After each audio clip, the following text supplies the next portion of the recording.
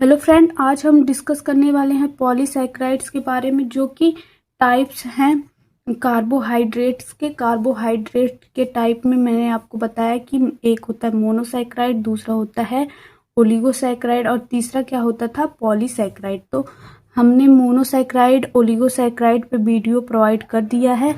आज हम देखेंगे पॉलीसैकेराइड क्या होते हैं। तो हमने आपको बताया जो मोनोसैकेराइड होते थे उसमें एक ही ग्लूकोज मॉलिक्यूल होता था, उसको हम क्या कहते थे, मोनोसैकेराइड कहते थे।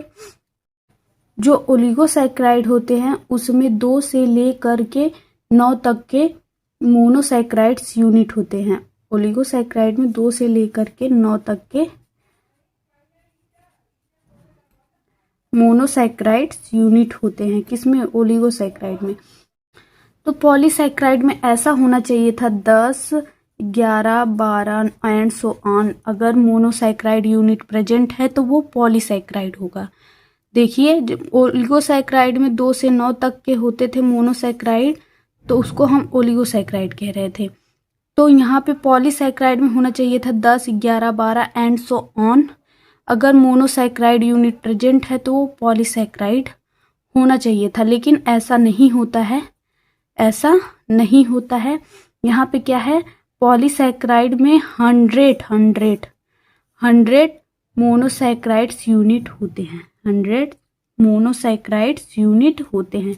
Polysaccharide is consist of 100 of monosaccharides unit. Example के तौर पे आप देखेंगे स्टार्च, सेलुलोज, ग्लूकोज।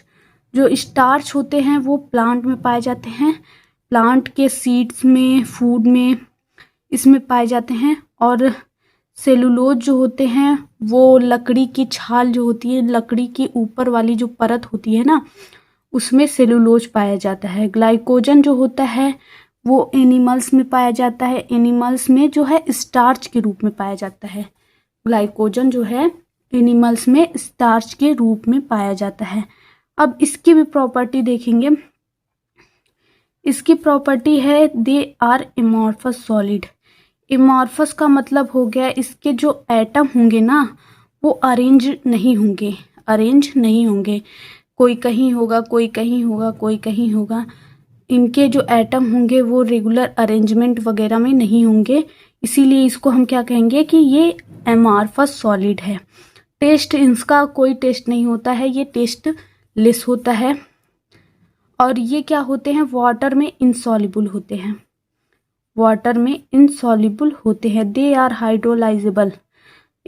ये हाइड्रोलाइजेबल होते हैं। अब हाइड्रोलाइजेबल क्यों होते हैं?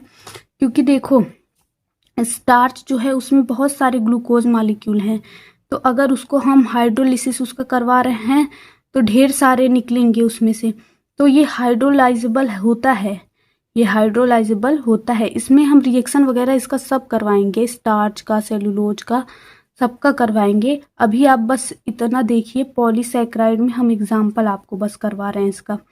और हो गया, ये क्या होता है, नॉन रिड्यूसिंग इन नेचर होता है। मतलब इसका नेचर क्या होता है, नॉन रिड्यूसिंग होता है। ये टॉलरेंस एंड फेलिंग सोल्यूशन को रिड्यूस नहीं कर पाएंगे, इसीलिए इसको हम क्या कहेंगे, नॉन रिड्यूसिंग इन नेचर। अब देख लेते हैं स्टार्च जो होता है। स्टार्च प्लांट के सीड एंड फूड में पाया जाता है। स्टार्च आपका होता है पोटैटो, आलू में, राइस में, चावल्स में होता है, चावल्स में होता है, ब्रेड वगैरह जो आप खाते हैं उसमें क्या होता है, स्टार्च होता है। और सेलुलोज जो होता है, सेलुलोज जो होता है लकड़ी जो होती है ना, उसके ऊपर वाले कवर में जो होता है वो सेलुलोज होता है, ऊपर वाली छाल कह लीजिए उसको, उसमें क्या होता है, सेलुलोज होता है। जो मनी बनती है, पैसा जिस पेपर का बनता है ना, उसमें भी क्या होता है, सेलुलोज होता है। वुड सेंटर में इसका यूज करते हैं, क्लॉथ में यूज करते हैं इसका, कॉटन के इंडस्ट्री वगैरह में सेलुलोज का हम यूज करते हैं। ग्लाइकोजन, अब ग्लाइकोजन जो होता है वो एनिमल के स्टार्च में होता है। Long term energy store in liver and muscle. ये लॉन्ग टर्म के लिए एनर्जी स्टोर करके रखता, मतलब स्टोर रहता है लीवर में और फिर मसल में, लीवर में और मसल में क्या, ग्लाइकोजन। आई होप ये वीडियो आपको समझ में आ गई होगी। वीडियो अच्छी लगी हो तो लाइक कर दीजिए, चैनल पर नए हैं तो चैनल को सब्सक्राइब कर लीजिए। Thank you for watching this video.